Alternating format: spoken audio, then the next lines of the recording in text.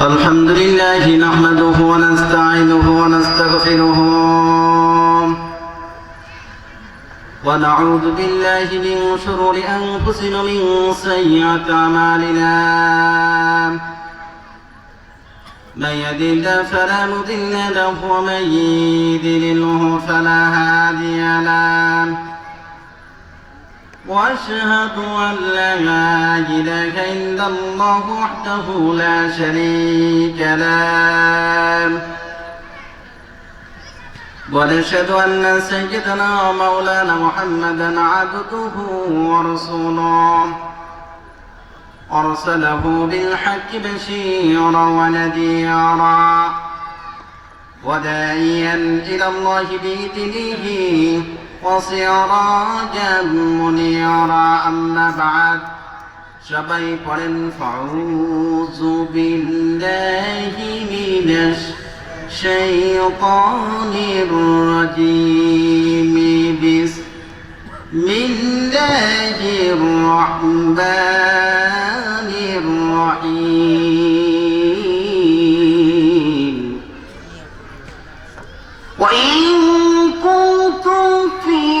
ريب مما نزلنا على عبدنا فأتوا بصورة من مثله وادعوا شهداءكم من دون الله إن كنتم صادقين.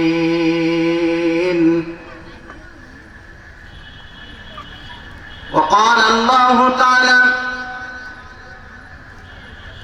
أولئك على هدى من ربهم وأولئك هم المفلحون. يا أيها الذين آمنوا صلوا عليه وسلموا تسليما. اللهم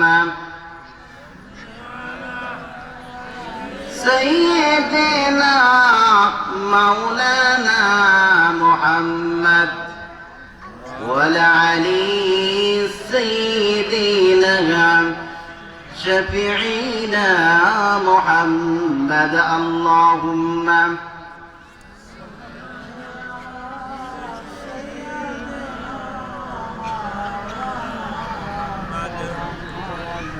وعلى علي سيدنا شفيعنا محمد بلغ العلا بكماله كشف الدجى بجماله أسلت جميع خصاله صلوا عليه وآله. আমরা সকলে দুরূদে ইব্রাহিম একবার পাঠ করি। আল্লাহুম্মা সাল্লি আলা মুহাম্মাদ ওয়া আলা আলি মুহাম্মাদ কামা সাল্লাইতা আলা ইব্রাহিম ওয়া আলা আলি ইব্রাহিম ইন্নাকা হামিদুম মাজিদ। আল্লাহুম্মা বারিক আলা মুহাম্মাদ ওয়া আলা আলি মুহাম্মাদ কামা বারাকতা আলা ইব্রাহিম ওয়া আলা আলি ইব্রাহিম ইন্নাকা হামিদুম মাজিদ। ষোলগড় বাজার কেন্দ্রীয় জামে মসজিদে ইন্তেজাম কমিটির উদ্যোগে 28শে জানুয়ারি 2025 ৭ম ওয়াজ মাহফিল 17তম ওয়াজ মাহফিলের সম্মানিত সভাপতি যিনি আমার সম্মুখে উপস্থিত, জনাবের প্রতি আমার গভীর অন্তরস্থল থেকে কৃতজ্ঞতা জ্ঞাপন করছি। আমি কৃতজ্ঞতা জ্ঞাপন করছি যার কথা না বললে নয়, যিনি এখানেই ওয়াজে আসেন না, সারা বাংলাদেশে তাকে আনাসে কানাসে লোক তাকে কম বেশি চেনেন। যিনি আমার শ্রদ্ধেয় বড় ভাই, আন্তর্জাতিক খ্যাতি সম্পন্ন মুফাসসিরে কোরআন, বিশিষ্ট ইসলামী চিন্তাবিদ ও গবেষক হযরত মাওলানা মুফতি ইয়াসিন আল আজহারি বিশ্ববিদ্যালয়। উনি অত্যন্ত শ্রদ্ধেয় মানুষ, আমার ভালোবাসার মানুষ। জনাব গুরুত্ব সম্পর্কে উনি আলোচনা করবেন। আমি কিছু কথা বলে আমার সংক্ষিপ্ত কথা শেষ করবো ইনশাআল্লাহ। আর ওনার ওয়াজ শুনলে আপনারা বুঝতে পারবেন যে বাংলাদেশে নতুন একজন আজহারি তৈরি হয়েছে। এই জন্য যারা আপনারা আশেপাশে এখনো ঘোরাফেরা করছেন, আমি অতিবিলম্বেই বলছি যে আপনারা ঘোরাফেরা না করে আপনারা মাহফিলে পয়েন্টে ইনশাল্লাহ চলে আসুন। আল্লাহু খালিকুল আরদি ওয়াস সামাই, আল্লাহু খালিকুশ শামসি ওয়াল কমার, আল্লাহু খালিকুল ইনসানি ওয়া রাব্বুল ইনসান। আল্লাহ রাব্বুল আলামিন আসমান এবং জমিনকে সৃষ্টি করিলেন। আল্লাহু খালিকুল ইনসানি ওয়া রাব্বুল ইনসান। মানুষকে সৃষ্টি করিলেন, মানুষের প্রভু যিনি আমাকে আপনাকে সৃষ্টি করেছেন। চিৎকার করুন আল্লাহু আকবার। সেই রবের দরবারে শুকরিয়া জ্ঞাপন করে আলহামদুলিল্লাহ। আমার সম্মুখে উপস্থিত রয়েছেন মুরব্বী کرام, আলেমে দ্বীন, বিশিষ্ট ইসলামী চিন্তাবিদ ও ভিন্ন ভিন্ন চাকরিজীবী ভাইয়েরা ও উপস্থিত রয়েছেন পর্দার আলের মা বোনেরা। তাদের প্রতি আমার গভীর অন্তরের স্থল থেকে শুকরিয়া জ্ঞাপন করছি। সুতরাং প্রত্যেকটা ধাপ নিয়ে আলোচনা করে মানুষকে আকর্ষণ সৃষ্টি করার জন্য, মানুষকে কথা দিয়ে যাতে করে তার ইমানটা মজবুত হয়, এই জন্য চাই প্রত্যেকটা আলেম কিছু ভিন্ন নিয়ে আলোচনা করুক, ভিন্ন কিছু কথা বলুক, যাতে করে মানুষের অন্তরে গেঁথে যাক। ঠিক তেমনিভাবে আল্লাহ রাব্বুল আলামিন যদি আমাকে তৌফিক দান করেন, কিছু কথা বলার চেষ্টা করব। আল্লাহ রাব্বুল আলামিনের পক্ষ ছাড়া মানুষ কোনোদিন কথা বলতে পারে না, ঠিক না বেঠিক?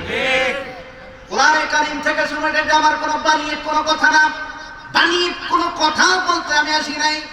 কোরআনে কারীম বলেন, وَإِن كُنتُمْ فِي رَيْبٍ مِّمَّا نَزَّلْنَا عَلَى عَبْدِنَا فَأْتُوا بِصُورَةٍ مِّن مِّثْلِهِ وَادْعُوا شُهَدَاءَكُم مِّن دُونِ اللَّهِ إِن كُنتُمْ صَادِقِينَ وَإِن كُنتُمْ فِي رَيْبٍ مِّمَّا نَزَّلْنَا। আল্লাহ পাক কোরআনে কারীমের মধ্যে বলেন যে আমি যা কিছু আমার বান্দার প্রতি অবতীর্ণ করেছি, এতে মানুষ তো গবেষণা করে না, মানুষ তো চিন্তা ভাবনা করে না। وَإِن كُنتُمْ فِي رَيْبٍ مِّمَّا نَزَّلْنَا عَلَى عَبْدِنَا فَأْتُوا بِصُورَةٍ مِّن مِّثْلِهِ وَادْعُوا شُهَدَاءَكُم مِّن دُونِ اللَّهِ إِن كُنتُمْ صَادِقِينَ। কোরআনে কারীম বলেন আমি আল্লাহ রাব্বুল আলামিন যা কিছু আমার বান্দার প্রতি অবতীর্ণ করেছি, বান্দা যদি এটাকে সন্তোষযুক্ত মনে করে, আমি আল্লাহ রাব্বুল আলামিন তাদেরকে বলতে চাই, তাহলে বান্দার নতুন একটি সূরা আবিষ্কার করুক আর সেটা সংগ্রহ করে দেখা। যদি তারা যদি সত্যবাদী হয়ে থাকে আর সাহায্যকারী যদি কেউ হয়ে থাকে, দেখবো আমি আল্লাহ রাব্বুল আলামিন দেখতে চাই। মানুষ কি পারবে কোরআন আয়াত বানিয়ে কিছু করতে পারবে? কিছু কি পারবে? কোরআনে কারীম কি বলেন? কোরআন থেকে আপনারা শুনুন। আল্লাহ পাক বলেন আল্লাযী লাহু মুলকুস সামাওয়াতি ওয়াল আরদ ওয়াল্লাহু আলা কুল্লি শাইইন শাহীদ। আসমান জমিনে যা কিছু আছে কার? আল্লাহ। আর আসতে বলেন কার? আল্লাহ। আরো আসতে বলেন কার? আসমান জমিন কে সৃষ্টি করেছেন? আল্লাহ। কথা চলবে কার? আল্লাহ। হুকুম চলবে কার? আল্লাহ। তাহলে হুকুম যদি চলে, একটা গ্রুপ আছে ইসলামের পক্ষে, আমরা কারা কারা ইসলামের পক্ষে একটু হাত উঁচু করে দেখাই দেন। নারায়ে তাকবীর, নারায়ে তাকবীর। আপনার আমার ভাই, আপনার আমার আত্মীয় স্বজন, আপনার আমার পাড়া প্রতিবেশী, আপনার আমার হৃদয়ের অন্তর স্থলের ভাই। সুতরাং আপনাদের কাছে বক্তব্য দেওয়ার জন্য আসেনি, দোয়া কামনার জন্য এসেছি।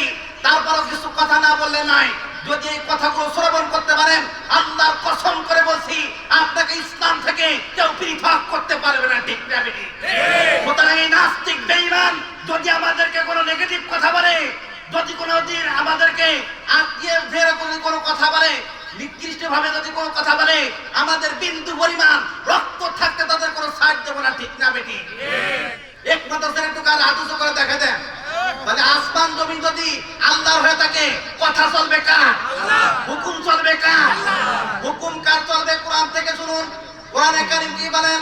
কুলিল্লাহুম্মা মালিকাল মুলকি তুতিল মুলকা মান তাশা ওয়া তানজিউল মুলকা মিম্মান তাশা ওয়া তুইজ্জু মান তাশা ওয়া তুযিল্লু মান তাশাউ বিয়াদিকাল খায়র ইন্নাকা আলা কুল্লি শাইইন কাদির।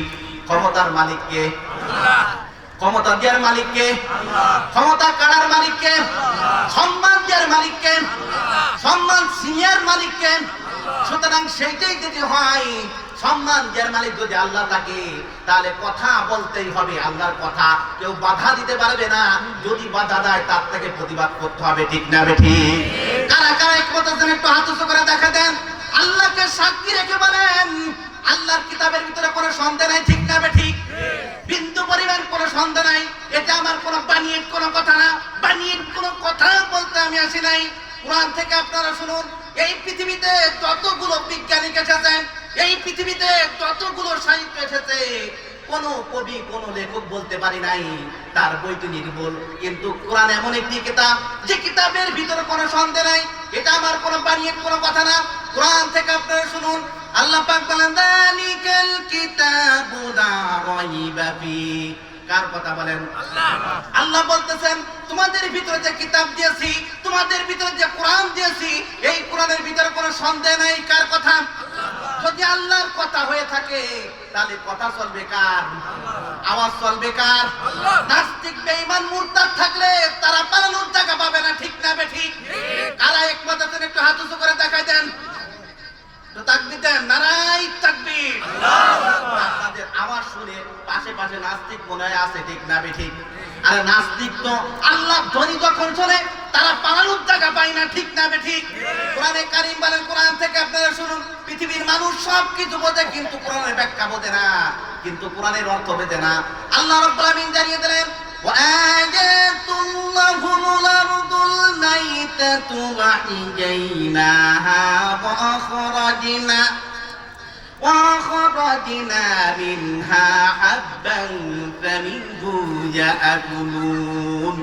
আল্লাহ রাব্বুল আলামিন জানিয়ে দিলেন, did it land pressure seasons for them keep it life and produce pyramids currents for them who states।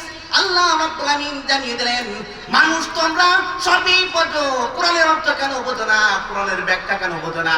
যেমন ভাবে আল্লাহ রাব্বুল আলামিন উদাহরণ দিলেন, যেমন ভাবে চৈত্র মাসে রৌদ্রের তাপে দুনিয়ার জমিনের মাটিটা পাটিয়া পাটিয়া যদি চিরিয়া যায়, আর ওই মাটির পর আমি মহান রাব্বুল আলামিন যখন একটা বৃষ্টি দিই, ওই বৃষ্টির দ্বারা দুনিয়ার জমিনের মাটিটা নরমকে নরম করে দিলাম, ঠিক না বেঠিক?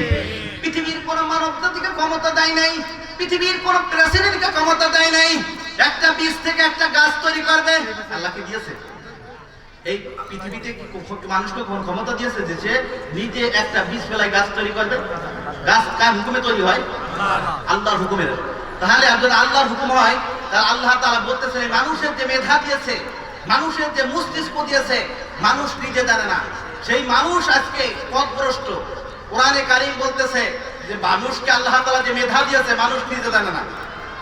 কোরআন থেকে আপনারা শুনুন, আল্লাহ রাব্বুল আলামিন বলেন, মানুষকে যে আমি মেধা দিয়েছি, মানুষ নিজে জানে না। কোরআনে কারীম বলেন, আল্লামাল ইনসানা মা লাম ইয়ালাম। এই মানুষের মেধা, মানুষের মস্তিষ্ক আমি আল্লাহ রাব্বুল আলামিন এত পরিমাণ দিয়েছি, মানুষ নিজে জানে না। একজন বিজ্ঞানী বলেন, মানুষের মেধা, মানুষের মস্তিষ্ক আল্লাহ রাব্বুল আলামিন একটা কম্পিউটার ল্যাপটপ থেকে 10,000 লক্ষ গুণ বেশি দিয়েছেন। চিৎকার করুন আল্লাহু আকবার। মানুষের মস্তিষ্ক, মানুষের মেধা আল্লাহ রাব্বুল আলামিন একটা কম্পিউটার ল্যাপটপ থেকে 10,000 লক্ষ গুণ বেশি দিয়েছেন। প্রকৃত শব্দ হলো কম্পিউটার। বিজ্ঞানীরা আবিষ্কার করে কম্পিউটার ব্যবহার করেছেন, আর এই কম্পিউটার ল্যাপটপ থেকে মানুষের মেধা 10,000 লক্ষ গুণ বেশি দিয়েছেন। এই জন্য বলছেন, you have the power to do your task. মানুষ যদি চুজ করে, মানুষ যদি চয়েস করে, তার অবস্থান সে পরিবর্তন করতে পারে, ঠিক না বেঠিক? আর চুজ চয়েস যদি না করে, কোনোদিন তার অবস্থান পরিবর্তন করতে পারে না। আপনাদের কাছে যদি প্রশ্ন করে, হোয়াটস ইওর ভ্যালু, আপনার মূল্য কত? আপনি বলবেন যে আমার কোনো মূল্য নাই, আমার এই মেধার কি মূল্য আছে। কেউ বলবেন যে আমি তো বিলুপ্ত হয়েছি, কেউ বলবেন যে আমি যুবক কিন্তু চাকরি হয় না, কেউ শিশু বলবেন যে আমি তো এখনো পড়াশোনা শেষ করতে পারি নাই, আমার কি মূল্য আছে। আমি আপনাদের কাছে প্রশ্ন করলাম, হোয়াটস এর ভ্যালু, আপনার মূল্য কত? আপনি প্রতি উত্তরে একই কথা বলবেন, আমার কোনো মূল্য নাই। আমি বললাম যে আপনাকে $100 কোটি টাকা দিব। কত টাকা? $100 কোটি টাকা। শর্ত হলো গর্দান থেকে কেটে ফেলাবেন, টাকাগুলো বাড়ি নিয়ে দেবেন। আপনি কি রাজি থাকবেন? রাজি থাকবেন না। আপনি বলবেন যে আমি না যদি না বাঁচি তো টাকা দিয়ে কি করবো, ঠিক না বেঠিক? আর আমি যদি বেঁচে থাকি আমার এই মেধা দ্বারা, এই মস্তিষ্ক দ্বারা কোটি কোটি টাকা ইনকাম করা সম্ভব, ঠিক না বেঠিক? এই জন্য কবি বলছেন you have the power to choose your choice. মানুষ যদি চুজ করে, মানুষ যদি চয়েস করে, তার অবস্থান পরিবর্তন করতে পারে, ঠিক না বেঠিক? তা কারা কারা আজকে চুজ করতে চান একটু হাত উঁচু করে দেখা দেন। জীবনের অবস্থান পরিবর্তন কারা কারা করতে চান একটু হাত উঁচু করে দেখা দেন। আমি সবাইকে দেখতে চাই যে আজ থেকে আপনাদের জীবন পরিবর্তন করতে পারবেন ইনশাআল্লাহ, এর মধ্যে কোনো সন্দেহ নাই।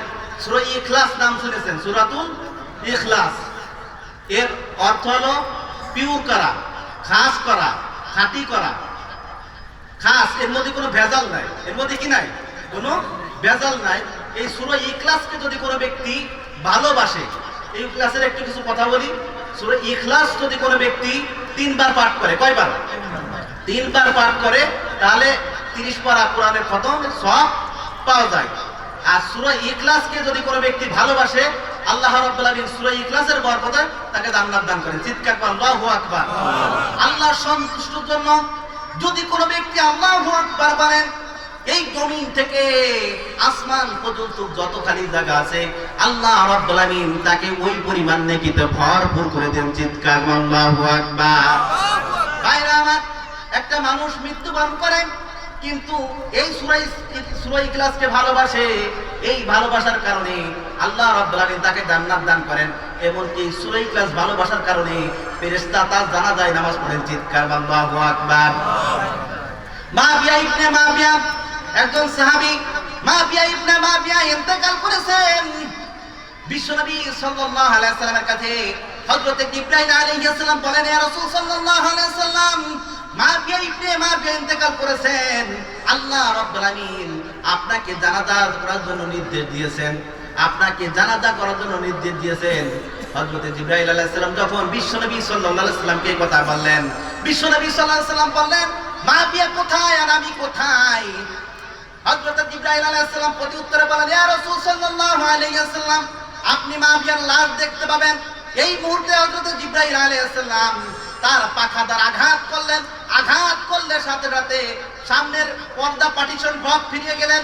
এমন তো অবস্থায় বিশ্বনবী সাল্লাল্লাহু আলাইহি ওয়াসাল্লামের সম্মুখে লাশটা উপস্থিত হলেন। বিশ্বনবী সাল্লাল্লাহু আলাইহি ওয়াসাল্লাম জানাজা করবেন, এমন অবস্থায় দেখতে পেলেন আকাশে চন্দ্র সূর্য এমন অবস্থা দেখা দিল যে অন্ধকার হয়ে গেলেন। বিশ্বনবী সাল্লাল্লাহু আলাইহি ওয়াসাল্লাম হযরত জিবরাইল আলাইহিস সালামের কাছে জিজ্ঞাসা করলেন, ও জিবরাইল ভাই, সূর্য গ্রহণ লেগেছে কি নাই, চন্দ্র গ্রহণ কি লেগেছে কি নাই? আকাশে তো এমন অবস্থা আছে মেঘের আকর্ষণ কারণে দেখতে পাই না। বিশ্বনবী সাল্লাল্লাহু আলাইহি সাল্লামের প্রতি উত্তরে হযরত জিবরাইল আলাইহিস সালাম বলেন, ইয়া রাসূল সাল্লাল্লাহু আলাইহি সাল্লাম, এই ব্যক্তির জানাজায় এত পরিমাণ ফেরেশতা উপস্থিত হয়েছে যে কারণে চারিদিক অন্ধকার হয়ে গিয়েছে। বিশ্বনবী সাল্লাল্লাহু আলাইহি ওয়াসাল্লাম বললেন, কি কারণে এই ব্যক্তির জানাজায় এত পরিমাণ লোক হয়েছে? বিশ্বনবী সাল্লাল্লাহু আলাইহি ওয়াসাল্লাম যখন এই কথা জিজ্ঞাসা করলেন, রাসূল সাল্লাল্লাহু আলাইহি ওয়াসাল্লামের প্রতি উত্তরে হযরত জিবরাইল আলাইহিস সালাম প্রতি উত্তরে বললেন, দুটি কারণে তার জানাজায় বেশি লোক হয়েছে, দুইটি কারণে তার জানাজায় ফেরেশতা উপস্থিত হয়েছে। বিশ্বনবী সাল্লাল্লাহু আলাইহি ওয়াসাল্লামের কাছে জিজ্ঞাসা করে, ইয়া রাসূল সাল্লাল্লাহু আলাইহি ওয়াসাল্লাম, কি কারণে এই দুইটি লোক বেশি হয়েছে? বিশ্বনবী সাল্লাল্লাহু আলাইহি ওয়াসাল্লাম যখন জিবরাইল আলাইহিস সালামের কাছে জিজ্ঞাসা করলেন, তার মধ্যে এক নাম্বার কারণ হলো এই মাবিয়া ইবনে মাবিয়া সূরা ইখলাসকে ভালোবাসতেন। এই ক্ষেত্রে তার জন্য আকাশ থেকে ফেরেশতা নামে উপস্থিত হয়েছেন। চিৎকার করে আল্লাহু আকবার। দ্বিতীয় নাম্বার হলো আবু দার গিফারি, আপনারা নাম শুনেছেন? আবু দার গিফারি রাদিয়াল্লাহু তাআলা আনহু একজন সাহাবী, রাসূল সাল্লাল্লাহু আলাইহি ওয়াসাল্লামের সাহাবী, একজন পুরস্কৃত সাহাবী। আবু দার গিফারি রাদিয়াল্লাহু তাআলা আনহু আসতেছেন, বিশ্বনবী সাল্লাল্লাহু আলাইহি ওয়াসাল্লাম জিবরাইল আলাইহিস সালামকে বলেন, জিবরাইল, ওই লোকটাকে কি চিনতে পেরেছো যে লোকটা আসতেছে?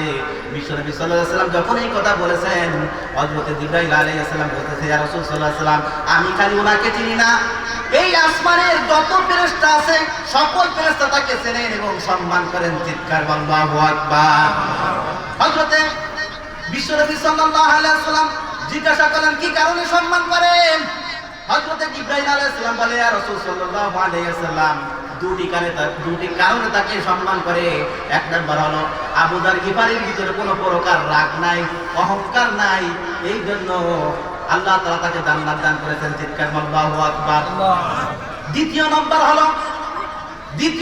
হলো এই যে আবু যার গিফারি সূরা ইখলাসকে বেশি বেশি পছন্দ করতেন, বেশি বেশি ভালোবাসতেন, এই কারণে আল্লাহ রাব্বুল আলামিন তাকে জান্নাত দান করেছেন, তাকে আল্লাহ তাআলা উচ্চ মাকাম দান করেছেন। চিৎকার আল্লাহু আকবার। সূরাতুল ইখলাস প্রথম আয়াতে আল্লাহ তাআলা কোরআনে কারিমের মধ্যে বলেন, কুল হুয়াল্লাহু আহাদ। আল্লাহ কয়জন বলেন?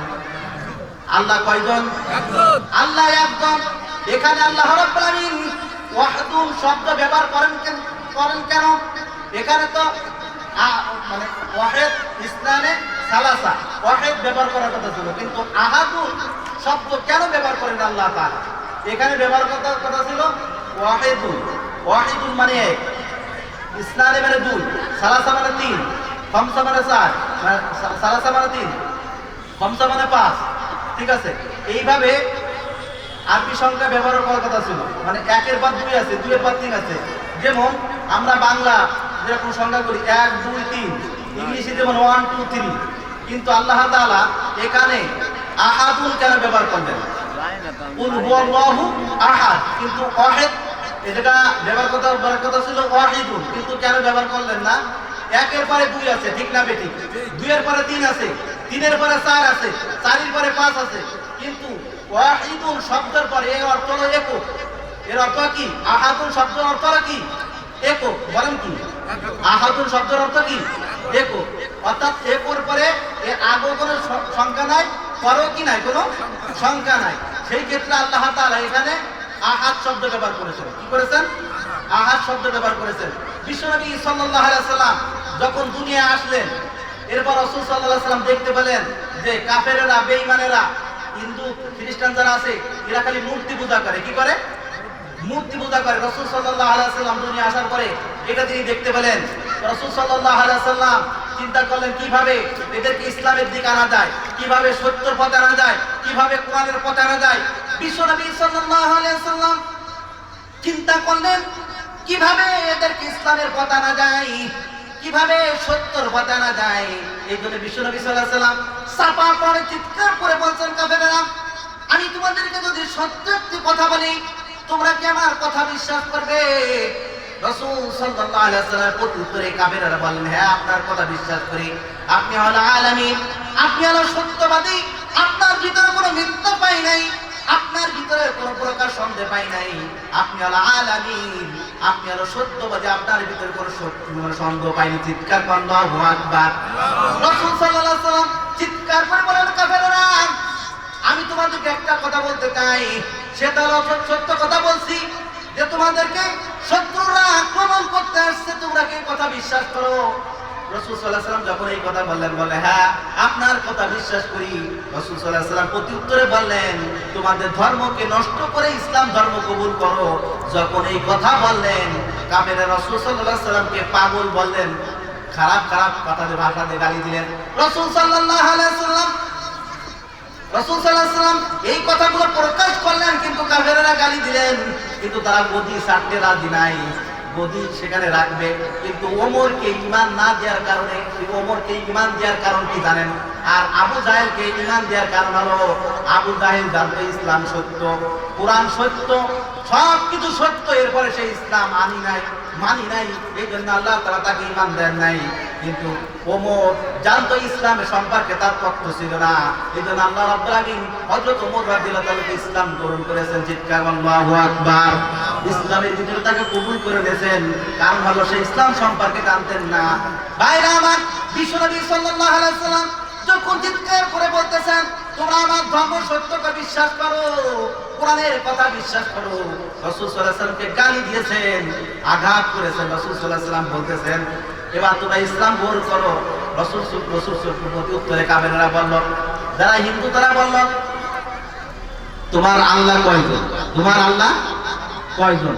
তোমার আল্লাহ ঘুমায় না, তোমার আল্লাহ খায় না, তোমার আল্লাহ পান করে না, তোমার আল্লাহর স্ত্রী আছে, তোমার আল্লাহ কি করে, তোমার আল্লাহ কোথায় আছে? আর রহমানু আলাল আরশি, আর রহমানু আলাল আরশি ইস্তাওয়া। আল্লাহ তাআলা আরশে আজিমের ভিতরে আছেন, ঠিক না বেঠিক? আল্লাহ তাআলা কোথায় আছেন? আরশে আজিমের ভিতরে রয়েছেন। তো কাফেররা প্রশ্ন করলো, তোমার আল্লাহ কয়জন? তোমার আল্লাহ খায় না, তোমার আল্লাহ ঘুমায় না, এই কথাগুলো প্রকাশ করলো। রাসূল সাল্লাল্লাহু আলাইহি ওয়াসাল্লাম তখন আল্লাহ তাআলার প্রতি উত্তরে বলে দিলেন যে হে রাসূল আপনি বলে দিন। রাসূল সাল্লাল্লাহু আলাইহি ওয়াসাল্লাম তখন বলে দিলেন যে আল্লাহুস সামাদ। আল্লাহ কেউ মুখাপেক্ষী? আল্লাহ কেউ মুখাপেক্ষী নাই। আল্লাহ কেউ কি মুখাপেক্ষী? রাসূল সাল্লাল্লাহু আলাইহি ওয়াসাল্লামকে যখন বলেছিল কাফেরেরা যে তোমার আল্লাহ ঘুমায় না, তোমার আল্লাহ খায় না, তোমার আল্লাহর স্ত্রী আছে কিনা, তা কাফেরেরা বললো, হিন্দুরা বললো যে আমার আল্লাহ তো ঘুমায়, আমার আল্লাহ তো খায়, আমার আল্লাহর স্ত্রী আছে। এবারে প্রশ্ন করতে, তোমার আল্লাহ কিসের তৈরি? আমার আল্লাহ তো কাঠের তৈরি, আমার আল্লাহ তো আগুনের তৈরি, আমার আল্লাহ তো লোহার তৈরি, আমার আল্লাহ তো স্বর্ণের তৈরি। আল্লাহ রাব্বুল আলামিন প্রতি উত্তরে কোরআনে কারীমের মধ্যে বলেন আল্লাহুস সামাদ। আল্লাহ তাআলা কারোর মুখাপেক্ষী নাই। আল্লাহ কের মুখাপেক্ষী আছে? ওদের আল্লাহ কাঠের মুখাপেক্ষী, ঠিক না বেঠিক? ওদের আল্লাহ আগুনের মুখাপেক্ষী, ঠিক না বেঠিক? ওদের আল্লাহ স্বর্ণের মুখাপেক্ষী, ঠিক না বেঠিক? আর আমাদের আল্লাহ কাঠের মুখাপেক্ষী না, অর্থাৎ ওদের আল্লাহ কাঠ দিয়ে তৈরি করা, ঠিক না বেঠিক? ওদের আল্লাহ কাঠ দিয়ে তৈরি করে না। যারা মূর্তি পূজা করে তারা কাঠ দিয়ে তৈরি করে না। ওদের আল্লাহ মাটি দিয়ে তৈরি করে না, মাটির মূর্তি করে না। তাহলে ওদের আল্লাহ মাটির তৈরি। অর্থাৎ একটা জিনিস মনে করে, যারা মাটির তৈরি এরা কি কোনো বড় উপকার করতে পারে মানুষকে? পারে? তারা তো নিজেরাই মূর্তি, তারা তো নিজেরাই মরা, ঠিক না বেঠিক? তারা নিজেরা মরা, তারা একটা মানুষকে কিভাবে সাহায্য করবে? মনে করেন ওই যারা মূর্তি বানায় বা মূর্তির ইবাদত করে তারাই তো নিজেরাই তো পথভ্রষ্ট, ঠিক না বেঠিক? তার খোদা কি উপকার করবে? সে তো নিজেই মরা। যে ব্যক্তি মরা সে কি খোদা হতে পারে? বলেন, যে ব্যক্তি মরা সে কি খোদা হতে পারে? যে ব্যক্তি আল্লাহ, যিনি আমাকে আপনাকে সব কিছু কর্ম করতেছে, ভালো কর্ম করতেছে, সব দেখতেছে, তিনি হলো আল্লাহ, ঠিক না বেঠিক? যার কোনো প্রয়োজন নাই, যার মাটির প্রয়োজন হয় না, যার মাটির তৈরি মূর্তি বানানোর প্রয়োজন হয় না, যার অন্য সাহায্য লাগে না, তিনি তো আল্লাহ, ঠিক না বেঠিক? যার সাহায্য লাগবে, আমি কোন সময় কোন কাজে ব্যস্ত পড়ে গেলাম, কোন অবস্থায় রোগে আক্রান্ত হলাম, কোন বিপদে পড়লাম, এখন আমার আল্লাহর কাছে যদি ডাকি, আল্লাহ যদি নিজেই যদি মাটির তৈরি হয়, নিজেই যদি মরা হয়, তাহলে আল্লাহ কি ডাক শুনতে পারবে? ডাক শুনতে পারবে বলেন? আর আল্লাহ যদি নিজেই তাজা থাকে, জীবিত থাকে, আল্লাহ তুই কখনো পারবেন? আল্লাহু লা ইলাহা ইল্লা হুয়াল হাইয়্যুল কাইয়্যুম। আল্লাহ তাআলা কি জীবিত না?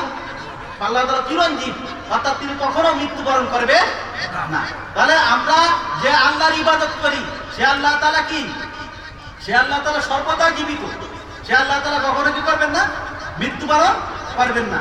এখন কাফেররা প্রশ্ন করলো রাসূল সাল্লাল্লাহু আলাইহি ওয়াসাল্লামকে, হে রাসূল, তাহলে আপনার কথা বিশ্বাস করলাম, তাহলে আপনি কিছুদিন আমাদের ইবাদত করেন আর আমরা কিছুদিন আমরা আপনার আল্লাহর ইবাদত করি, আর আপনি কিছুদিন আমাদের মূর্তির ইবাদত করেন, মূর্তির পূজার ইবাদত করেন, আর আমরা কিছুদিন আপনার আল্লাহর ইবাদত করি।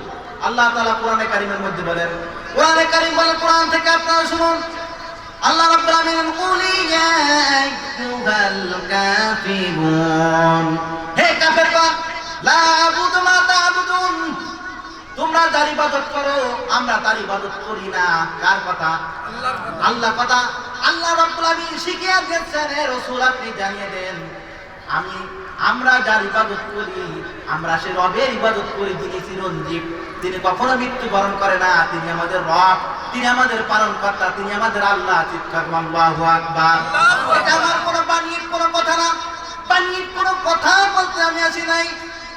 কোরআনে কারীম বলেন, কোরআন থেকে আপনারা শুনুন, ইন্নামাল মুমিনুনা আল্লাযীনা ইযা যুকিরাল্লাহু ওয়াজিলাত قلوبهم وإذا تليت عليهم آياته زادتهم إيمانا وعلى ربهم يتوكلون কোরআনে কারীম বলেন মুমিনদের মন যাদের সম্মুখে আল্লাহর নাম নেওয়া হয়, যাদের সম্মুখে কোরআনের কথা বলা হয়, যখন তাদের সম্মুখে আল্লাহর নাম নেওয়া হয় তাদের অন্তরটা ভীত হয়ে পড়ে, তারা ভীত হয়ে পড়ে, আল্লাহর কথা শুনে তাদের অন্তরটা ভীত হয়ে পড়ে।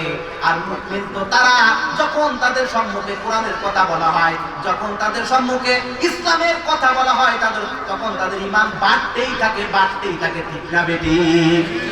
এই জন্য ভাইরা আমার, সব থেকে শ্রেষ্ঠ রব কে? আরো করে বলেন কে? হুকুম চলবে কার? কথা চলবে কার? আল্লাহ রাব্বুল আলামিন বলেন, যদি কোনো ব্যক্তি আল্লাহর সন্তুষ্টির জন্য আল্লাহু আকবার বলেন, এই জমিন থেকে আসমান পর্যন্ত যত খালি জায়গা আছে আল্লাহ রাব্বুল আলামিন তাকে ওই পরিমাণ নেকিতে ভরপুর করে দিবেন। চিৎকার আল্লাহু আকবার। আরো আসতে বলেন আল্লাহু আকবার। আর নাস্তিক বেঈমান আপনার কথা শুনতেছেন, আসতে বলেন আল্লাহু আকবার। ভাইরা আমার, কোরআন হলো সবথেকে শ্রেষ্ঠ। কোরআনের ভিতরে কোনো প্রকার সন্দেহ নেই। এই জন্য কোরআন বিশ্বাস করার পূর্বে আপনার যে বিশ্বাসটা করতে হবে সেটা হলো আল্লাহর প্রতি বিশ্বাস রাখতে হবে, ঠিক না বেঠিক?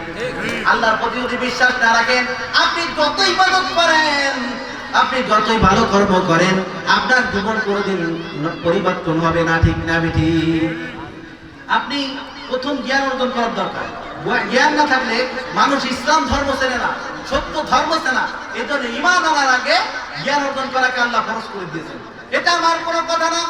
কোরআনে কারীম বলে, ইকরা বিসমি রাব্বিকাল্লাযী খালাক। কোরআনে কারীম বলেন, পড়ো তোমার প্রভুর নামে যিনি তোমাকে সৃষ্টি করেছেন। আল্লাহ রাব্বুল আলামিন সুন্দর একটা কথা বলেছেন, ঈমান আনার আগে জ্ঞান অর্জন করাকে আমি আল্লাহ রাব্বুল আলামিন ফরজ করে দিয়েছেন। চিৎকার আল্লাহু আকবার। আল্লাহকে চিনতে গেলে জ্ঞান দরকার আছে কি নাই বলেন? আল্লাহকে চিনতে গেলে ওই মূর্তি যদি চিনতে চান তাহলে জ্ঞানের প্রয়োজন রয়েছে, আবার যদি মূর্তিকে যদি নাও চিনতে চান তাও জ্ঞানের প্রয়োজন রয়েছে। কারণ হলো আপনি ইসলাম ধর্ম কবুল করবেন না খ্রিস্টান ধর্ম কবুল করবেন না হিন্দু ধর্ম কবুল করবেন, সেগুলো আপনার উপর ডিপেন্ড করবে। আপনার জ্ঞান না থাকলে ইসলাম ধর্ম আপনি কখনো কবুল করতে পারবেন।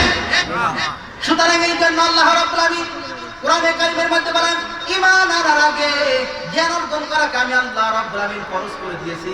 কারণ হলো মানুষ কিসের পর ঈমান আনবে? তার জ্ঞানের দ্বারা সেই ঈমান আনবে।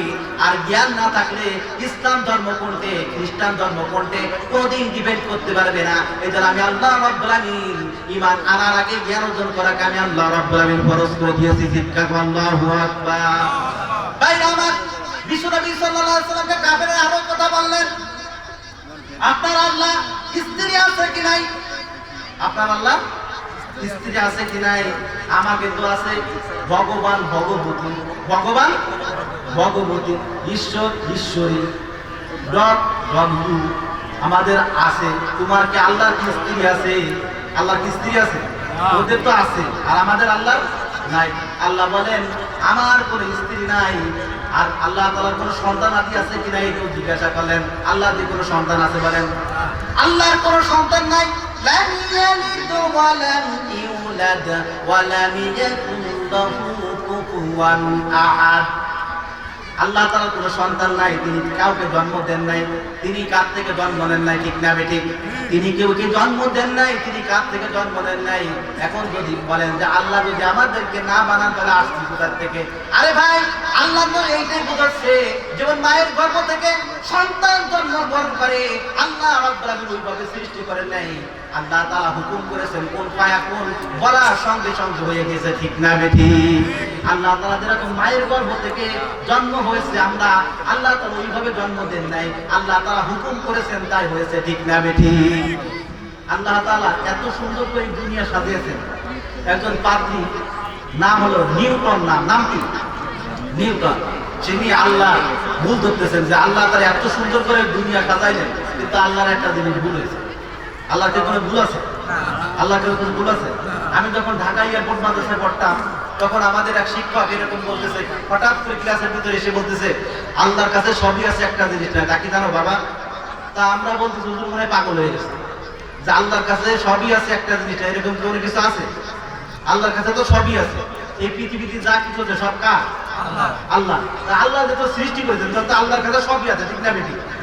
হুজুর যখন এই কথা বলছেন আমরা হুজুর উপর ক্ষিপ্ত হয়ে গেলাম। হুজুর আবার দ্বিতীয়বার বললেন, তাও ক্ষিপ্ত হলাম। তৃতীয়বার বললেন, এরপর ক্ষিপ্ত হয়ে ক্লাস থেকে উঠে গেলাম। হুজুর বলছে, বাবা তোমরা উঠো না, শোনো তোমাদেরকে আমি বলতে চাই, আল্লাহর কাছে সবই আছে, একটা জিনিস নাই, একটা জিনিস নাই। তা যখন এই কথা বলতেছে আরো ক্ষিপ্ত হয়ে ক্লাস থেকে উঠে গেছি। হুজুর বলছে, বাবা বসো। আমি গতকালকে যখন মাদ্রাসায় ক্লাসের জন্য, হুজুর বলতেছেন, বাবারে আমি তখন গতকাল ক্লাসের জন্য মাদ্রাসার দিকে রওনা করেছি, হঠাৎ করে একজন মহিলা দেখতে পেলাম রাস্তার পাশে, তিনি বসে আছেন, একজন পাগল মহিলা। মহিলার কাছে জিজ্ঞাসা করলাম, মহিলা তুমি কি বলো? ওই মহিলা বারবার বলতেছে আল্লাহর কাছে সবই আছে, একটা জিনিস নাই। যখন এই কথা বলছিলাম আমার ক্ষিপ্ত হয়ে ওই মহিলাকে আমি মার দিতে গেছি। প্রথম তাকে থাপ্পড় দিয়েছি, দ্বিতীয়বার যখন থাপ্পড় দিয়েছি, মহিলা বারে বারে একই কথা বললেন, আল্লাহর কাছে সবই আছে, একটা জিনিস নাই। যখন এই কথাটা বলছে আমি ক্ষিপ্ত হয়েছি। এমন অবস্থায় মহিলাকে থাপ্পড় দিয়েছি। মহিলা হাত ধরে ফেলেছেন, হুজুর আপনি তো জানেন না আল্লাহর কাছে সবই আছে, একটা জিনিস নাই। যখন এই কথা বললেন, হুজুর বলছে, বাবা এবার মা তুমি বলো কোন জিনিসটা আল্লাহর কাছে নাই, তোমার কাছে আমি শুনতে চাই। এবার হুজুর বলতেছেন, হুজুরকে প্রতি উত্তরে বলতেছেন মহিলা, আল্লাহর কাছে সবই আছে, একটা জিনিস নাই। এবার বলতেছে কি নাই বলো? বলতেছে আল্লাহর কাছে নাই, আল্লাহ তাআলা মিথ্যা নাই, আল্লাহ রাব্বুল আলামিন কখনো মিথ্যা বিচার করবেন না। চিৎকার করে আল্লাহু আকবার। আল্লাহর কাছে সবই আছে, একটা জিনিস নাই। আল্লাহ তাআলা কাউকে মিথ্যা অবস্থায় বিচার করবেন না। যে কোটিপতি সেও আল্লাহর কাছে সমান, যে ফকির সেও আল্লাহর কাছে সমান, ঠিক না বেটি? যে দরিদ্র সেও আল্লাহর কাছে সমান, যে বড় লোক সেও আল্লাহর কাছে সমান, সবাই সমান। এই জন্য কোরআনে কারীমের মধ্যে বলেন, ফামাইয়ামাল মিসকালা যাররাতিন খায়রান ইয়ারা ওয়া মান ইয়ামাল মিসকালা যাররাতিন শাররান ইয়ারা। কোরআনে কারীম বলেন, যদি কোন ব্যক্তি যারা পরিমাণ ভালো কর্ম করেন, যদি কোনো ব্যক্তি যারা পরিমাণ ভালো কর্ম করে সে কিয়ামতের ময়দানে দেখতে পাবে। আবার যদি কোনো ব্যক্তি যারা পরিমাণ যদি খারাপ কর্ম করে সেও কিয়ামতের দিন সে দেখতে পাবে, ঠিক না বেঠি? আল্লাহ তাআলা সবাইকে সমান বিচার করবেন। আপনি ভালো প্রিয় মানুষ, এই জন্য ইবাদত বন্দেগী করেন, চেহারা সুন্দর, দেখতে হ্যান্ডসাম নায়ক, আপনি শাহরুখ খান, আপনি কোটি টাকার মালিক হয়েছেন, আল্লাহর আসে যায় না, ঠিক না বেঠি? আল্লাহর কাছে সবাই ধরা, আল্লাহর কাছে সবাই ধরা, বরং আল্লাহকে মুখাপেক্ষি না, আমরা আল্লাহর মুখাপেক্ষি, ঠিক না বেটি? আমরা মানুষের কাছে মুখাপেক্ষি থাকি। একজন প্রেসিডেন্টের কাছে আমরা মুখাপেক্ষি, একজন গরিব লোকের কাছে আমরা মুখাপেক্ষি, একজন ধনীর কাছে আমরা মুখাপেক্ষি, মানুষের কাছে আমরা মুখাপেক্ষি, কিন্তু আমার আল্লাহ কেউ মুখাপেক্ষি নাই, ঠিক না বেটি? লাম ইয়ালিদ ওয়া লাম ইউলাদ ওয়া লাম ইয়াকুল লাহু কুফুয়ান আহাদ। আল্লাহ কেউ মুখাপেক্ষি না, আল্লাহ কেউ মুখাপেক্ষি। নিউটন নাম, তিনি বলতেছেন যে আল্লাহর কাছে সব দেখতে পেলাম যে অনেক সুন্দর করে আল্লাহ তাআলা সৃষ্টি করেছেন, কিন্তু এই যে দেখতেছি একটা বট গাছ, এই একটা বট গাছ দেখতেছি, আবার ওখানে দেখতেছি তরমুজ গাছ, এই তরমুজ গাছে এত বড় একটা ফল ধরেছে, আবার বট গাছে আল্লাহ তাআলা একটু করে ফল দিয়েছে। ওনার ভিতরে সংযুক্ত হয়েছে যে আল্লাহ সৃষ্টি তিনি ভুল করেছেন। আল্লাহ কি করছেন? আল্লাহ সৃষ্টির ভুল ধরেছেন। তিনি বলতেছেন যে বট গাছ আসলে তো বট গাছ বড় গাছ না, আর আপনার লতা পাতার মতন গাছ দেখবেন যে বাঙ্গি গাছ, লতা পাতার মতন গাছ তরমুজ গাছ। এই তরমুজ গাছে বিশাল একটা ফল, আবার ওই বট গাছে একটু করে একটা ফল দিয়েছে আল্লাহ তাআলা, তার মধ্যে চটকা বাচ্চা বলে, এই জন্য আল্লাহ তিনি ভুল ধরেছেন যে আল্লাহ এটা ভুল করছে। আল্লাহ এটা কি করছে? ভুল করেছে। আল্লাহ কাছে আমি দেখাচ্ছি, একটু সবুর কর, আমি তো প্রশ্নের প্রত্যেকটা উত্তর সঠিকভাবে আল্লাহ দিচ্ছি, যাতে করে তোদের ভিতর কোনো ভুল না থাকে, তোদের ভিতর নাস্তিকের কোনো ভুল না থাকে। এই জন্য আমি আল্লাহ তাআলা সত্তর সন্ধানে আমি সুন্দর করে উপস্থাপনা করে পৃথিবীর মানুষকে জানিয়ে দিতে চাই যে আমি আল্লাহ তাআলা যেটা করি বান্দাদের মঙ্গলের জন্য করি, ঠিক না বেঠি? ভাইরা আমার, এরপর তিনি চিন্তিত হয়ে পড়লেন। এরপরে তিনি হঠাৎ করে বট গাছের নিচে ঘুমাইছেন। কোথায়? দেখবেন যে চৈত্র মাস আসলে দেখবেন যে প্রচন্ড রোদ, রোদের তাপে বাতাসের নিচে মানুষ দেখবেন যে কিছু কিছু মানুষ আছে যে আপনার ওই রোদের কারণে আপনার ওই বট গাছের নিচে শোয়, গাছ গাছের নিচে শোয়, ঠিক না বেটি? শোয় না? দেখবেন যে গ্রামে এটা চলে। শহরে যদি এটা না হয়, কিন্তু গ্রামে এই গাছগুলো হয়। তা তিনি ওই বট গাছের নিচে ঘুমায় আছেন, বিশাল ক্লান্ত। হঠাৎ করে ঘুমায় অবস্থায় উপর এক পাখি ওই বট গাছের ফলের পর পড়ছে, মানে বইছে যে পাখিটা বর্ষার সঙ্গে সঙ্গে একটা ফল ওই নিউটন নাম ওই ব্যক্তির কপালের পর পড়ছে। প্রথম কপালের থেকে নাকের পর ছিটে আসছে, উনি ফট করে লাফায় উঠেছে। এবার বলছে গড, এবার নাস্তিক কি বলতেছে, গড গড কে উঠেছে, গড তুমি যেটা করেছো ভালোই করেছো। আজকে যদি ওই তরমুজের ফলটা যদি আজকে যদি বট গাছের পর থাকতো, তাহলে তো আমার নাক বাস হয়ে যেত, ঠিক না? আল্লাহ তাআলা যেটা করে ভালোর জন্য করে, মানুষের মঙ্গলের জন্য করে। এই জন্য আল্লাহ সৃষ্টির মধ্যে কোন প্রকার বিন্দু পরিমাণ কোনো ভুল নাই, ঠিক না? কোরআনে কারীম বলেন, কোরআন থেকে আপনারা শুনুন, কোরআনে কারীম কেমন বলেন, ইন্নাল্লাযীনা কাফারু সাওয়াবুন আলাইহিম আ'আনযারতাহুম আম লাম তুনযিরহুম লা ইউমিনুন। কোরআনে কারীম বলেন, নিশ্চয় যারা কাফির তাদেরকে আপনি সতর্ক করুন আর নাই করুন, তারা কোশ্চিনকালে ঈমান আনবে না। আল্লাহ রাব্বুল আলামিন তাদের অন্তরকে মোহর মেরে দিয়েছেন, তাদের চোখকে আবৃত করে দিয়েছেন, তাদের জন্য রয়েছেন মহাশাস্তি। এই জন্য আল্লাহ তাআলা তাদের জন্য শাস্তি রেখেছেন, ঠিক না বেঠিক? ফামান ইয়ামাল মিসকালা দাররাতিন খায়রান ইয়ারা ওয়া মান ইয়ামাল মিসকালা দাররাতিন শাররান ইয়ারা।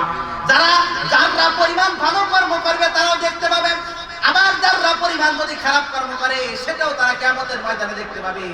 কাফেররা যতই ভালো কর্ম করুক তারা কিয়ামতের দিন দেখতে পাবে না, কারণ হলো তারা ইসলাম গ্রহণ করেনি। একটা মানুষ যদি 100 বার 100 কোটি বার যদি আল্লাহকে ডাকে কাফের অবস্থায়, মুসলমান হওয়ার আগ পর্যন্ত আল্লাহর 4 পয়সা, তার আল্লাহর ডাকে 4 পয়সা করে মূল্য নাই, ঠিক না বেটি? 4 পয়সার মূল্য আছে। যত পর্যন্ত সে আল্লাহকে ডাকবে, আল্লাহ ডাক শুনবে না। ডাক শুনবেন কখন? যখন সে ইসলাম গ্রহণ করে, মানে ডাক শুনলেও সে দুনিয়ার কোনো ফলাফল পাবে, কিন্তু আখিরাতের কোনো ফলাফল পাবে না। এই জন্য ভাইরা আমার, আসলে সময়টা সকাল 9টার সময় আমি বলছিলাম যে 9টা শেষ করে দেবো। বক্তা সাহেব আমাদের হয়তো বাদে চলে আসবেন এখনই মধ্যে। তা আমি যে বিষয়টা বলতে চাই যে আমরা সকলে জান্নাতে যাইতে চাই, ঠিক না বেটি? জান্নাতের মধ্যে একটি পাহাড় হবে, তার নাম হবে জাবালে রহমত। জাবালে রহমতের মধ্যে একটি শহর হবে, তার নাম বাইতুস সালাম। বাইতুস সালামের মধ্যে একটি সাদা পর্দার অট্টালিকা হবে, তার নাম হবে কসরুস সুরুর। জান্নাতের মধ্যে একটি পাহাড়, পাহাড়ের মধ্যে একটি শহর, শহরের মধ্যে একটি বিল্ডিং, বিল্ডিং এর ভিতর বিশাল একটি কক্ষ হবে, তার নাম বাইতুল জালাল। বাইতুল জালাল ইমাম কাদ্দারি রাহমাতুল্লাহ বলেন, বাইতুল জালালের 4000 দরজা থাকবে। কয় হাজার বলেন? 4000 দরজা থাকবে। আর এই 4000 দরজা যে ব্যক্তি প্রবেশ করবে সে মাবুদের সঙ্গে সাক্ষাৎ করবে। তো মাবুদের সঙ্গে কিয়ামতের ময়দানে কারা কারা সাক্ষাৎ করতে পারে হাত করে দেখা দেন। নারায়ে তাকবীর। আর আসতে বলে নারায়ে তাকবীর। আপনাদের ভাই, আপনাদের আত্মীয় স্বজন, আপনাদের পাড়া প্রতিবেশী, সুতরাং এই তাকবীরের কারণে নাস্তিক বেঈমান রাস্তাঘাট থেকে পালানোর জায়গা পাবে না, ঠিক না? সুতরাং আমরা সবথেকে শ্রেষ্ঠ মানব, সবথেকে শ্রেষ্ঠ মানব। মানুষের মস্তিষ্ক আল্লাহ তাআলা এত পরিমাণ দিয়েছে, মানুষ নিজেদের না, অথচ সেই মানুষটা আজকে নিজেকে দক্ষ মনে করে না, নিজেকে ছোট মনে করে। এজন্য আল্লাহ তাআলা বলছেন, বান্দা আমি তো তোমাদেরকে মেধা দিয়েছি, যে মস্তিষ্ক দিয়েছি, তোমরা সেটা যদি জানতে তাহলে কখনো নিজেকে তোমরা ছোট মনে করতে না, ঠিক না বেটি? আপনাকে কাছে প্রশ্ন করেন, হর্সের ভ্যালু, আপনার মূল্য কত? আপনি বলবেন আমার কোনো মূল্য নাই। আপনাকে বললাম একজন কবিকে একজন কবি প্রশ্ন করছে, হর্সের ভ্যালু, আপনার মূল্য কত? সে বলছে আমার কোনো মূল্য নাই। বলছে তোমার মূল্য আছে কি দেখবে নাই? তোমাকে $100 100 কোটি টাকা দিব, শর্ত হলো তোমার গর্দান থেকে কেটে ফেলাবে, টাকাগুলো বাড়ি দিয়ে দেবে। রাজি থাকবে? রাজি থাকবে? আপনি বলবেন যে আমি যদি না বাঁচিতে টাকা দেখি করবো, তাই বলবে না? মানুষের মেধা আল্লাহ রাব্বুল আলামিন কোটি কোটি টাকার থেকে মেধা বেশি দিয়েছেন, ঠিক না বেঠিক? এই মানুষ তো এই মেধা দ্বারা টাকা ইনকাম করে, মানুষ তো এই মেধা দ্বারা সবকিছু ইনকাম করে। তো মানুষ এই মেধা দ্বারা বুদ্ধি দ্বারা চলে, তাহলে মানুষের মেধা হলো কোটি কোটি ডলার থেকে বেশি উত্তম, ঠিক না বেঠিক? You have the power to choose your time. মানুষ চুজ করতে চায় না, মানুষ নিজেকে বিলিভ করতে পায় না, এই জন্য মানুষ সফলতা অর্জন করতে পারে না। এই জন্য জান্নাতের মধ্যে একটি পাহাড় হবে, তার নাম হবে জাবালে রহমত। জাবালে রহমতের মধ্যে একটি শহর হবে, তার নাম বাইতুস সালাম। বাইতুল সালামের মধ্যে একটি সাদা পাথরের অট্টালিকা পাবেন, তার নাম হবে কসরুস সুরুর। জান্নাতের মধ্যে একটি পাহাড়, পাহাড়ের মধ্যে একটি শহর, শহরের মধ্যে একটি বিল্ডিং, বিল্ডিং এর ভিতর বিশাল একটি কক্ষ পাবে, তার নাম বাইতুল জালাল। তার নাম বাইতুল জালাল। বাইতুল জালাল ইমাম গাদ্দালি রাহমাতুল্লাহি বলেন, বাইতুল জালাল 4000 দরজা থাকবেন। কয় হাজার? 4000 দরজা থাকবে। তার মধ্যে যারা আল্লাহকে বিশ্বাস করবে তারা এই জান্নাতে প্রবেশ করতে পারবে। চিৎকার আল্লাহু আকবার। ঈমান কয় প্রকার? ঈমান হলো 3 প্রকার। কয় প্রকার? প্রথম মূলত ঈমান 2 প্রকার। আল ঈমানুল মুমিনুনা বিকুল্লিন নাস, এমন ঈমান যা বান্দাদেরকে জাহান্নামে প্রবেশ করা থেকে রক্ষা করবে। এই ঈমানটা আবার 2 প্রকার। আল ঈমানুল মুমিনুনা বিকুল্লিন নাস, এমন ঈমান যা বান্দাদেরকে জাহান্নামে প্রবেশ করা থেকে রক্ষা করবে। এই ঈমানটা 2 প্রকার। এক নাম্বার হলো যে এমন ঈমান যা বান্দাদের কখনো জাহান্নামে যাওয়া লাগবে না। আর দ্বিতীয় নাম্বার প্রকার হলো এমন ঈমান যা বান্দাদেরকে ভালো কাজ করার জন্য সে জান্নাত পাবে, আবার খারাপ কর্ম করার জন্য সে জাহান্নাম পাবে। তা প্রথম নাম্বার ঈমান আবার 3 প্রকার। তার মধ্যে অন্তরে বিশ্বাস করতে হবে। কি করতে হবে? অন্তরে বিশ্বাস, মুখে স্বীকার, আমল। এই 3টি জিনিস যদি করতে পারে ওই ব্যক্তি সব থেকে দামি হবে, সব থেকে শ্রেষ্ঠ বান্দা। অথচ এই মানুষের ভিতরে এই বিলিফটাকে না। যদি বলে স্বাধীনতা চাইনি আমি, সেই স্বাধীনতা যাহা চাইতে তাহা চাইনি আমি, পেতে যাহা চাইনি তাই তো আমি বিদ্রোহীর কথাগুলো বেআইনি। স্বাধীনতা, ও স্বাধীনতা চাইনি আমি, সেই স্বাধীনতা, স্বাধীনতা চাইনি আমি, সেই স্বাধীনতা। আপনারা মোটামুটি আলহামদুলিল্লাহ অনেক লোকই হয়েছেন। যদি গান বাজানো দরকার থেকে বেশি লোক হতো, ঠিক না বেটি? যদি বলেন রাস্তাঘাটে বের হয় নারী নামে বোরকা পরে, বোরকার মতন বোরকা পরে, মুখটা খালি করে, ঠিক না বেটি? পর্দা নামে বোরকা পরে, পর্দা কিন্তু করে না, সত্য কথা বলছি আমি, ডাক তো কেহ কইল না। পর্দা নামে বোরকা পরে, পর্দা কিন্তু করে না, সত্য কথা বলছি আমি, ডাক তো কেহ কইল না। না, রাস্তাঘাটে বের হয় নারী নামে বোরকা পরে, বোরকার মতন বোরকা পরে, মুখটা খালি করে। রাস্তাঘাটে বের হয় নারী নামে বোরকা পরে, বোরকার মতন বোরকা পরে, মুখটা খালি করে।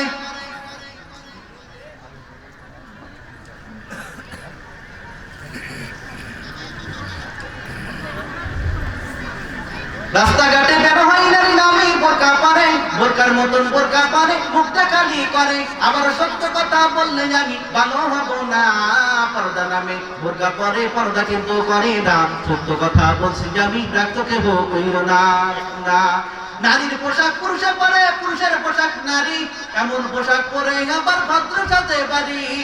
নারীর পোশাক পুরুষে পরে, পুরুষের পোশাক নারী, এমন পোশাক পরে আবার ভদ্র সাথে বাড়ি। আবার লিপস্টিকের খেলাই ডাডি আব্বা ডাকে না, ঠিক না বেঠি?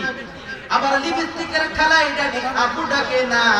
পর্দা নামে বোরকা পরে, পর্দা কিন্তু করে না, সত্য কথা বলছি আমি, ডাক তো কেহ কইল না। পর্দা নামে বোরকা পরে, পর্দা কিন্তু করে না, সত্য কথা বলছি আমি, ডাক তো কেহ কইল না। না, নারীর পুরুষ ছেলে মেয়ে দেখে নম্বর ডিক্স, ডিক্স ছবি দেখার পরে করে তো প্র্যাকটিস, ঠিক না বেঠি? নারী পুরুষ ছেলে মেয়ে দেখে নম্বর ডিক্স, ডিক্স ছবি দেখার পরে করে যে প্র্যাকটিস। আবার চুলগুলো খাটো খাটো, শর্ট প্যান্ট টাটো শর্ট, ও সানগ্লাস চোখে তারও যেন কোনো জমিদার। ও জুতা পায়ে দিয়ে কাঁধে এক ব্যাগ, ঠোঁটে দেয় লিপস্টিক, হাসে শুধু ফিক। ওদিকে গেল দু চোখ, মনে হলো ভদ্রলোক, কাছে গিয়ে দেখি হারে পুরুষ মানুষ নাই। আবার লিপস্টিকের ঠেলাই রেডি আব্বা ডাকে না। মানে এই ঠোঁট নিয়ে, এই ঠোঁটে লিপস্টিক লাগলে ঠোঁট মিশে ড্যাড ডাকে। কি ডাকে? পিঠের ড্যাডকে সাপ সিজেন্স করে দিবি পিটলাই, ড্যাড ডাকে। এই জন্য ভাইরা আমার মা বোনেরা হয়তো আমার ক্ষিপ্ত হয়েছেন যে কি কারণে বলতেছি। জাহান্নাম খুব নিকটবর্তী, যদি জাহান্নাম থেকে না বাঁচি তাহলে আমাদের জীবনটা বরবাদ। এই জন্য হাদিস শরীফে কি এসেছে, রাসূল আকরাম সাল্লাল্লাহু আলাইহি ওয়াসাল্লাম হাদিসের মধ্যে বলেন, রাসূল আকরাম সাল্লাল্লাহু আলাইহি ওয়াসাল্লাম বলেন, المرأة إذا صلت خمسها وصانت شعرها وحسنت فرجها وتعت بعلها فلتدخل من أي أبواب الجنة شاءت। হাদিসের মধ্যে আছে যদি কোনো স্ত্রী লোক 4টি জিনিস আমল করতে পারেন। কয়টা জিনিস? চারটি জিনিস যদি আমল করতে পারে, জান্নাতের 8টি দরজা আছে, যে কোনো দরজাতে সে জান্নাতে প্রবেশ করতে পারবে। তার মধ্যে 1 নাম্বার হলো যে স্ত্রীরা 5 ওয়াক্ত নামাজ আদায় করবে। দ্বিতীয় নাম্বার হলো রমজান মাসে রোজা রাখবে। তৃতীয় নাম্বার হলো লজ্জাস্থান ইবাদত করবে। চতুর্থ নাম্বার হলো স্বামীর খেদমত করবে। এই 4টি জিনিস যদি কোনো ব্যক্তি আমল করতে পারে, জান্নাতের 8টি দরজা আছে, যে কোনো দরজাতে সে জান্নাতে প্রবেশ করতে পারবে। চিৎকার আল্লাহু আকবার। আমার মা বোনেরা, আপনারা চিন্তা করে দেখেন, যদি কোনো শিশু নাবালেগ বাচ্চা পানির মধ্যে যদি পড়িয়া যায়, তাকে বাঁচানোর জন্য জ্ঞানী ব্যক্তি যে থাকে, সে সিদ্ধান্ত নেয় কিভাবে থেকে পানি থেকে বাঁচানো যায়, কিভাবে আগুন থেকে বাঁচানো যায়। ঠিক তেমনিভাবে আপনাদেরকে বলতে চাই, জাহান্নাম খুব নিকট করতে, জাহান্নাম থেকে বাঁচানোর জন্য আমি বলতেছি, কোরআনে কারিমে ওয়ানজির আশিরাতাকাল আকরাবিন।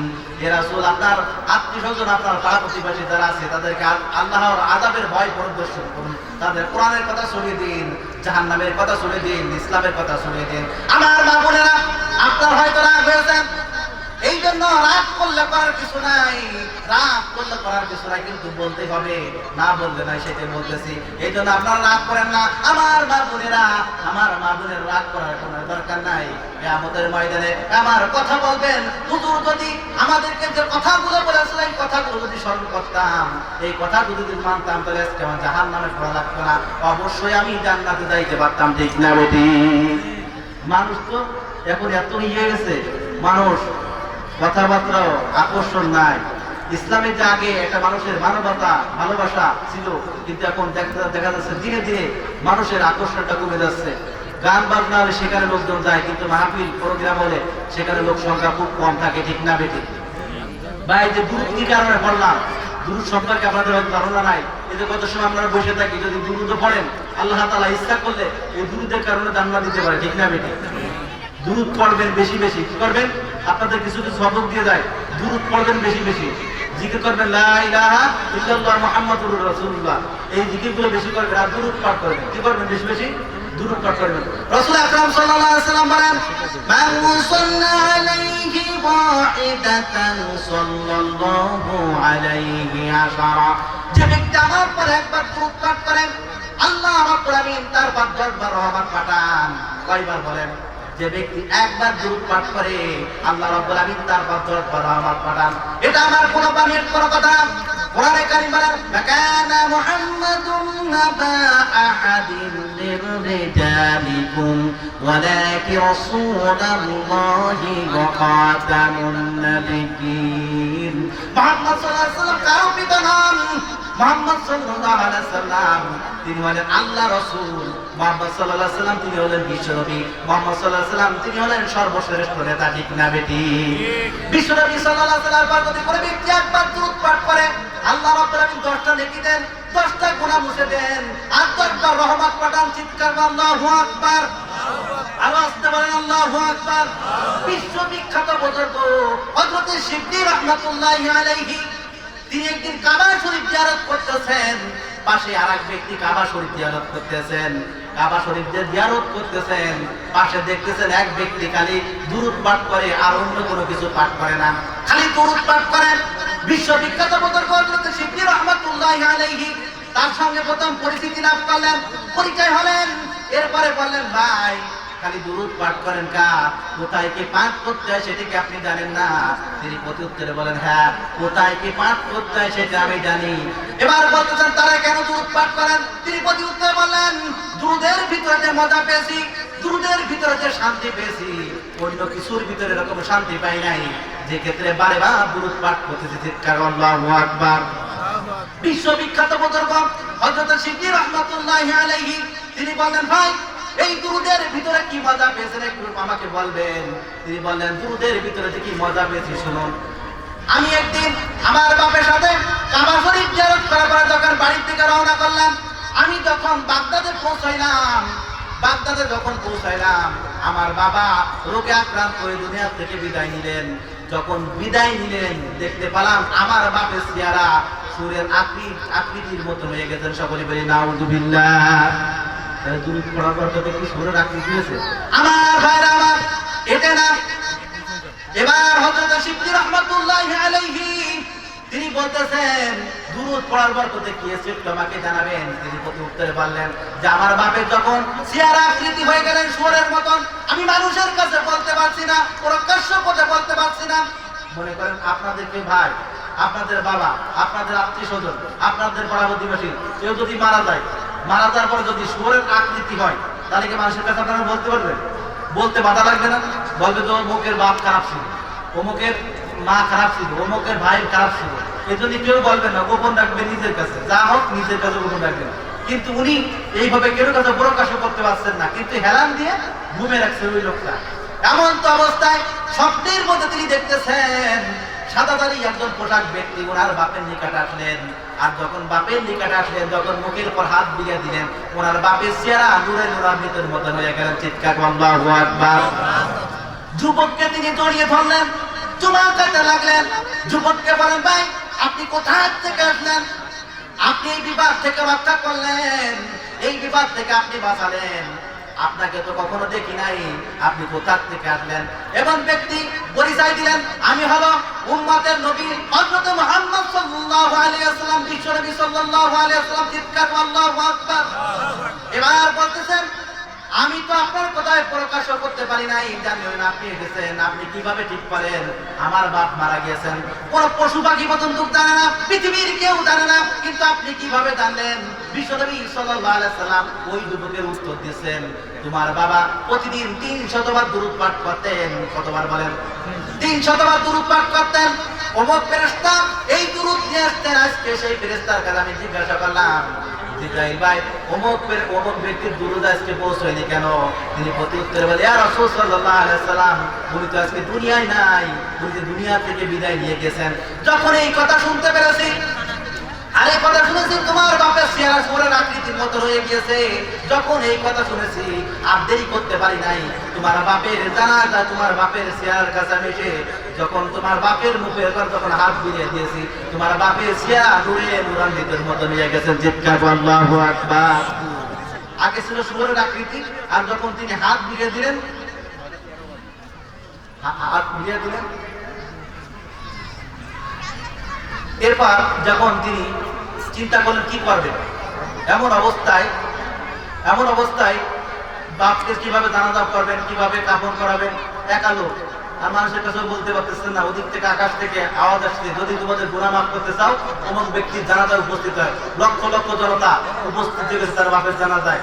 চিৎকার আল্লাহু আকবার। অন্য একদিন আলোচনা করবো, কিন্তু বক্তা সাহেব চলে আসছেন আর সময়ও বেশি হয়ে গেছে, 9:15 বেজে গেছে, এই জন্য আমি বলতে চাই না। কিন্তু একটা কথা বলতে চাই, এই কোরআনকে যদি কোনো ব্যক্তি নেগেটিভ কথা বলে, এই কোরআনকে যদি কোনো ব্যক্তি অপবাদ করে, রাসূলকে অপবাদ করে, রাসূলকে উক্তি করে, আমাদের মতো মুসলমানদের বিন্দু পরিমাণ শক্তি থাকতে তাদেরকে কান ছাড়ি দিয়ে পৃথিবীর থেকে সরাই দিতে হবে। কারা এক কথা চিৎকার আল্লাহু আকবার। রাসূলকে যদি কোনো ব্যক্তি উক্তি করে, কোরআনকে যদি কোনো ব্যক্তি উক্তি করে, আল্লাহকে যদি নেগেটিভ কথা বলে, বিন্দু পরিমাণ রক্ত থাকতে তাদের কোনো ছাড় দেব না। কারা কারা এক কথা হাত উঁচু করে দেখা দেন। নারায়ে তাকবীর, নারায়ে তাকবীর। ভাইরা আমার, আমরা মুসলমানের সব থেকে শ্রেষ্ঠ শক্তি জাতি। মুসলমান নত হয় না, মুসলমানরা প্রথম বাইর খাতি জানে। দেখে যে শেষে দেয়ালে যখন পিঠ লেগে যায় তখন মুসলমানরা পিছয় না, ঠিক না বেঠি? আমরা সাইড দিতে জানি কিন্তু পিছতে জানি না, ঠিক না বেঠি? এই জন্য মুসলমানের শক্তি হলো সব থেকে শ্রেষ্ঠ শক্তি। এখানে আমার সংক্ষিপ্ত কথা শেষ করেছি। ওয়া আখিরু দাওয়ানা আলহামদুলিল্লাহি রাব্বিল আলামিন। আসসালামু আলাইকুম ওয়া রাহমাতুল্লাহি ওয়া বারাকাতুহু। প্রধান বক্তা উনি চলে আসছেন, আমরা সকলে আগে বাইরে বসানো, তারপরে